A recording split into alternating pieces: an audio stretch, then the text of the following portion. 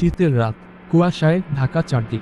গ্রামের শেষ প্রান্তে পুরনো একটা বটগাছ, যার নিচে লোকজন যেতে ভয় পায়।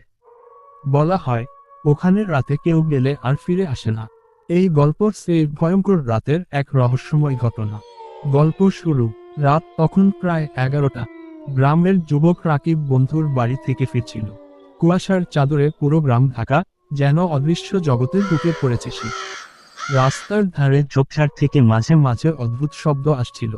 রাকিব একটু ভয় পাচ্ছিল, কিন্তু নিজেকে শক্ত করে হাঁটতে থাকলো। হঠাৎ দূরে বটগাছের নিচে একটা সাদা ছায়া দেখতে পেল।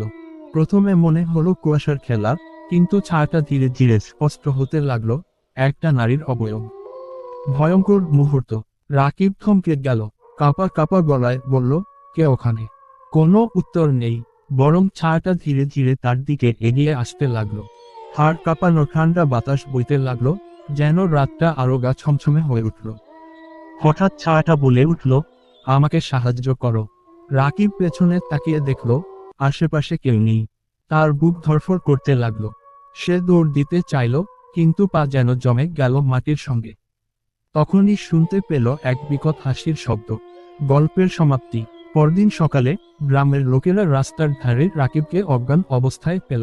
জ্ঞান ফিরে আসার পর সে যা বলল, তাতে সবাই আতঙ্কিত হয়ে উঠল।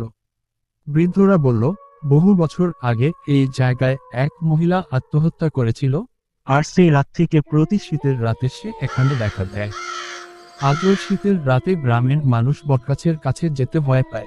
কেউ কেউ বলে, রাত গভীর হলে বাতাসের মধ্যে সেই বিকট হাসির শব্দ ভেসে আসে।